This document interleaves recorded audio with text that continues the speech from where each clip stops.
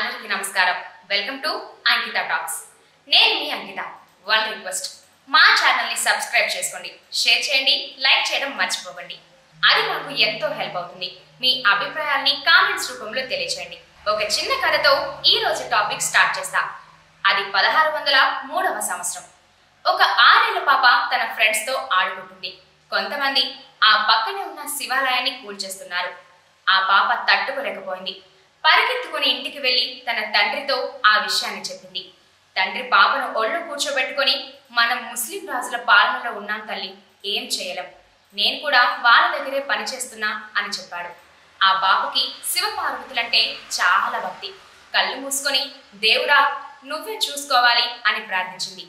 తనకు చిన్న వయసులోనే పెళ్ళైంది. అత్తవారింటికి వెళ్ళింది. ఒకనాడు ఇంటి వరండాలో కూర్చొని ఏదో చదువుకుంటూ ఉండగా ఇంటి ఎదురుగా ఉన్న పురాతన గుడిని కూల్చేస్తున్న విషయాన్ని చూసి భర్తతో చెప్పింది. అయ్యో, మనం వాళ్ళకి అడ్డు చెప్పకూడదు, మనం సుల్తానుల పాలనలో ఉన్నామన్నాడు. భర్త కూడా సుల్తాన్ రాజుల దగ్గరే పనిచేస్తున్నాడు. కొన్ని సంవత్సరాలకి తనకి 2 కొడుకులు పుట్టారు.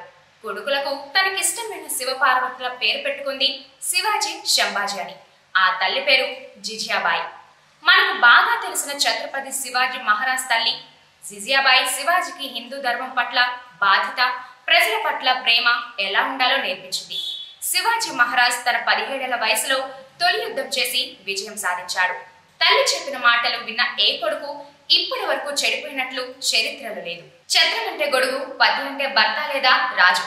అన్ని రాజ్యాలను ఒకే సామ్రాజ్యంగా పాలన చేసినవాడు అని అర్థం ఛత్రపతి అంటే. సుల్తాన్ అయిన ఆదిల్ షా శివాజీ మీద కోపంతో తండ్రి సాహాజీని కిడ్నాప్ చేశాడు. శివాజీ తన అన్న శంభాజీతో కలిసి సుల్తాను సైన్యాన్ని చంపి తండ్రిని విడిపించారు. మళ్ళీ ఆదిల్ షా యుద్ధ భయంకరుడుగా పేరున్న అఫ్జల్ ఖాన్ ను శివాజీ మహారాజ్ పైకి పంపించాడు. అఫ్జల్ ఖాన్ శివాజీని రెచ్చగొట్టడానికి భవానీ ఆలయాలను కూల్చేశాడు. శివాజీ కోపంతో రగిలిపోయాడు. తన దగ్గరున్న పిడిపులిగోర్ల ఆయుధంతో నరసింహస్వామి హిరణ్యకశిపుని చీల్చినట్లు చీల్చి చంపేశాడు. అప్పటి నుంచి మొఘల్ అకృత్యాలను కూడా ఎదుర్కొన్నాడు. ఔరంగజేబు శివాజీని ఓడించి సౌత్ ఇండియాను సొంతం చేసుకోవాలని ప్రయత్నం చేసినా శివాజీ దాటికి తట్టుకోలేకపోయాడు. ఏంటి చిన్న కథ అని పెద్ద కథలోకి వెళ్ళింది అని అనుకుంటున్నారు కదా?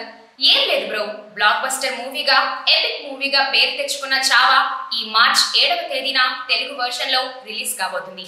అయితే రీసెంట్ గా ఈ మూవీని చూస్తే హార్ట్ బీట్ పెరిగిపోయి బ్లడ్ బాయిల్ అయిందంటే నమ్మండి. ఆ రోజుల్లో హిందువులను ఇస్లాంలోకి మారకపోతే చంపేసేవాళ్ళు. అంతెందుకు, రీసెంట్ గా వచ్చిన రజాకర్ మూవీలో కూడా నిజం రాజు చేసిన అకృత్యాలు చూపిస్తుంటే నిజంగా ఇన్ని విషయాలు తెలియకుండా ఉన్నాయా అని అనిపిస్తుంది. నిజం చెప్పాలంటే చావా చూసే వరకు రియల్ గా చావా అంటే ఏంటో, శంభాజీ ఎవరో కూడా తెలియదు బ్రో. శివాజీ మహారాజ్ గురించి తెలుసు అంతే.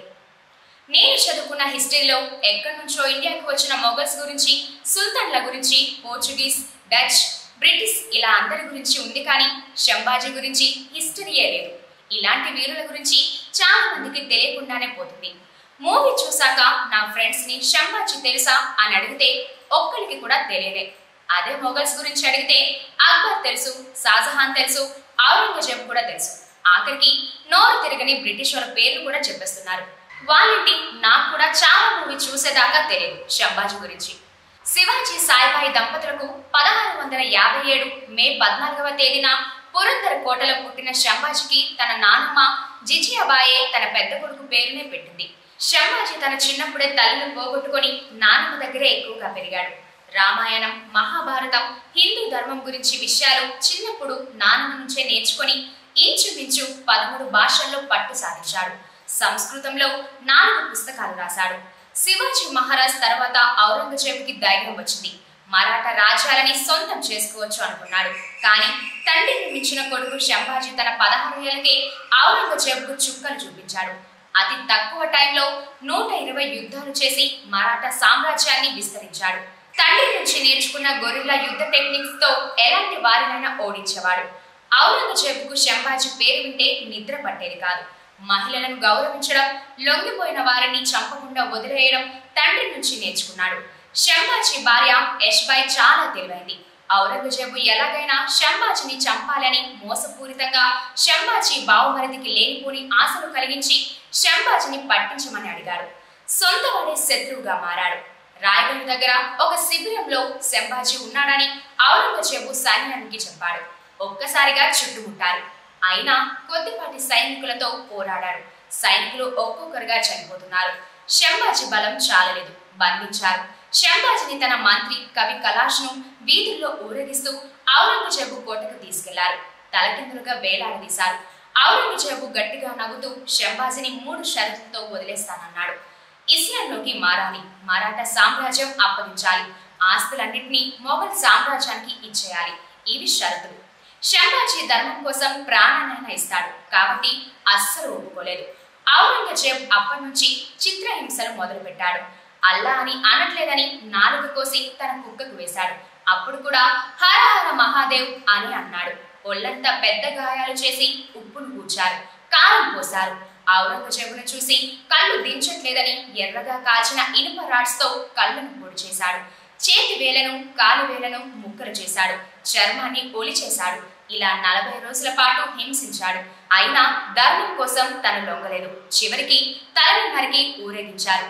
బాడీని ముక్కలు చేసి నదిలో పారేశారు. దీంతో మరాఠా సైన్యం నిప్పురవ్వలైపోయారు. ఔరంగజేబు సైన్యాన్ని దొరికిన వారిని దొరికినట్టు చంపేశారు. తర్వాత ఔరంగజేబు శంభాజీ మహారాజ్ భార్య యశ్బాయిని, కొడుకు షాహుని 30 ఏళ్ల పాటు బందీలను చేశాడు. తల్లి యశ్బాయి తన కొడుక్కి ధర్మం కోసం తాత తండ్రి ఎలా బ్రతికారో, తండ్రి ప్రాణం ఎలా విడిచాడో తెలిపింది. ఆ తర్వాత షాహు మహారాజ్ మొఘల్స్ కి వణుకు పుట్టించాడు. ఔరంగజేబు ఒళ్లంతా జబ్బులతో కాలు విరిగిపోయి హీనంగా చనిపోయాడు. శంభాజీ లాంటి మహావీరులను కన్నా భరతమాత గొప్పది. ఒక్కటే బాధ, మన హిస్టరీని తెలియకుండా దాస్తే ఎలా? ఇంత మంచి సినిమాని జనాల ముందుకు తీసుకొచ్చిన డైరెక్టర్ లక్ష్మణ్ ఉటేకర్ గారికి నా పాదాభివందనం.